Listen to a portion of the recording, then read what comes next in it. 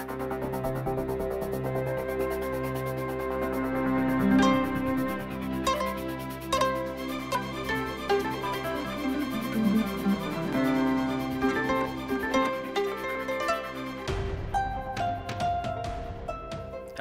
and welcome to Doh Athan.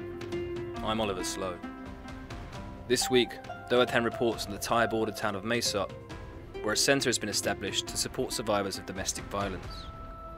As well as organising a support group, the Freedom Restoration Project also holds parenting workshops for migrant mothers and visits migrant schools to teach teenage girls how to identify the signs of sexual abuse and to defend themselves. Jared Downing brings us the full story.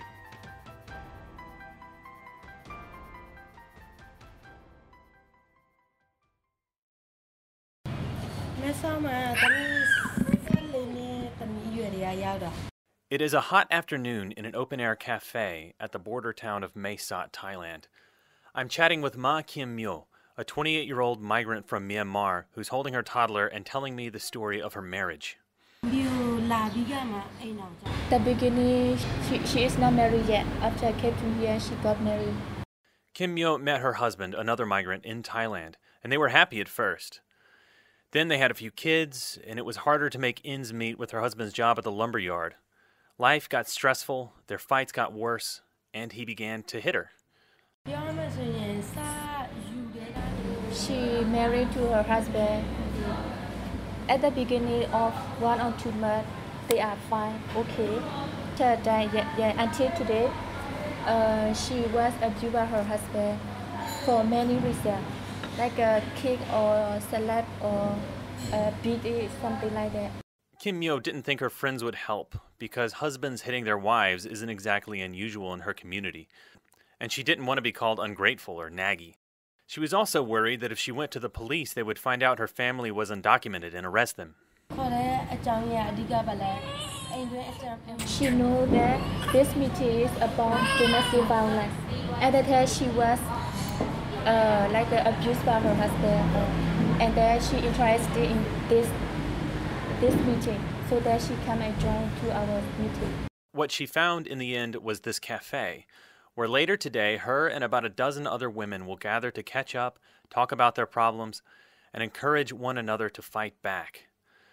The support group is organized by the Freedom Restoration Project, a small nonprofit.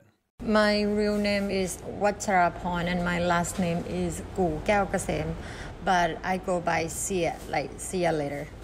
Sia founded the Freedom Restoration Project in 2018, but she has done social work on the Thai-Myanmar border since 2007, not counting a stint in the United States to get a master's in social psychology. Sia says most of the women come when their husbands or boyfriends are at work. Others tell them the group is just a social club. One woman has no idea where her husband is. He's been missing for 20 days. When I do group support, group therapy or whatever, I think it's so powerful. Not because of the facilitator, not because of the counselor, but because of the people who in the groups who have been through the same thing. They share their story, they share their fear and all of that, and then they kind of make other other women in the group kind of like, wow, like I'm not alone here. Sia runs the organization with her assistant, Sarah T. Paul, a Karen woman. And in addition to the support group, they organize parenting workshops for migrant mothers and visit migrant schools to teach teenage girls how to identify the signs of sexual abuse and defend themselves. Sia explains that violence haunts migrant women at every stage of their lives. Most of them lack documentation and are afraid to go to the police. And even if they do, they're usually dismissed out of hand. Normally the police will ask them like, oh, you know what, today maybe you fight. But tomorrow you guys gonna make up and you still gonna go back, be the same family, It's they think about the family unification, like family to have husband and wife kind of thing, like mother and dad. So normally the negotiation will sometimes just end at the police station. Before Freedom Restoration Project, working with another organization, Sia tried to help one woman whose husband would force their oldest children to beg on the street and once branded their daughter's leg with a hot knife when she didn't bring home enough cash. The same woman suffered a miscarriage after a particularly savage beating.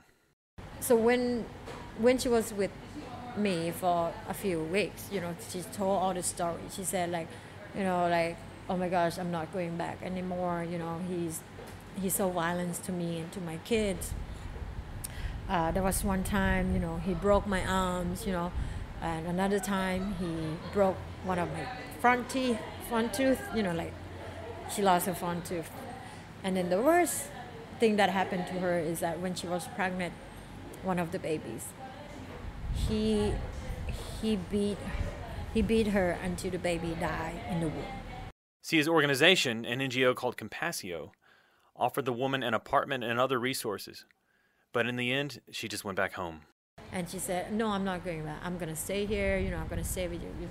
And then after physical were healed, after a couple of weeks, she went back. The ties that bind migrant women to abusive situations can go beyond money or legal standing. They are usually that domestic violence is normalized in their communities, and they don't even accept that intimate partner violence is the fault of the perpetrator. Sometimes they put in victim blaming to the woman themselves. That was Suman Lat, a gender-based violence program analyst for United Nations Populations Activities. Because for her to be able to seek help from the community needs to be also aware of those intimate partner violence and domestic violence issues, and often the communities, they do not. She describes how a woman who resists her partner's abuse, be it physical, sexual, or even emotional, can be blamed by a community in which physical abuse is tolerated and even expected. And sometimes victims even blame themselves. Women even, have the self-blaming attitude, and they thought it is their fault. It is because, they thought it is because they don't do something, they don't do something wrong, and they don't respect their husband. Also, there is a demography and health survey where domestic violence module is integrated in 2015, and then the survey also showed that even women thinks that it is justified if her husband beat her for the one of the reason, like if she does not cook well, if she does not do what her husband is saying, if she does not have sex with her husband, and on those kind of reasons. Yeah.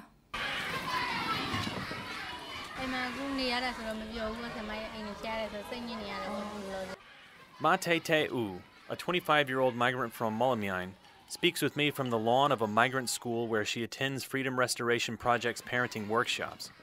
She and her husband make a living scavenging for recyclables in the city dump, which looms in the distance. Te-U doesn't blame herself for her husband's violence, but she also doesn't think he is entirely to blame either. Life is hard on the dump, she tells me. Money is always scarce, and the city could evict them at any moment. She understands why her husband gets drunk sometimes and hits her, even if she hates it. Sia and I discussed Te-U's situation on the drive back. She has no sympathy for the husband. Not everyone who drink abuse their wife. Yeah. And people who doesn't drink, some they do abuse their wife too. And like I said, being poor is not the reason why there's violence at home. Maybe that will create more stress, but that's not the main thing. It's more about controlling of another person. Sia believes that learning to take back control, to recognize and use whatever power she has, is the first step for a migrant woman to escape a violent situation. For Kim Yo, this meant finally speaking up and threatening to go to their Muslim leader if the husband didn't stop hitting her. And for now, at least, the ultimatum has worked. Her husband hasn't touched her in months. But others who meet at the cafe support group are not so fortunate, and must choose to either abandon their families and communities or live under abuse. But at least at the cafe, they aren't alone.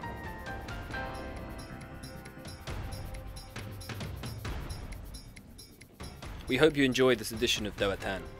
This program was put together by Jared Downing and Zani. You can read the above-mentioned news and other interesting articles via Frontier Myanmar's website and Facebook pages, and you can share your thoughts on these pages. Please stay tuned for next Wednesday's episode and visit the Doh Athan Facebook page. The project to support human rights reporting is a partnership between Frontier Myanmar and Fondation Hirondelle, funded by the Embassy of the Netherlands in Myanmar and the US Embassy. Thanks for staying with us, and have a nice day.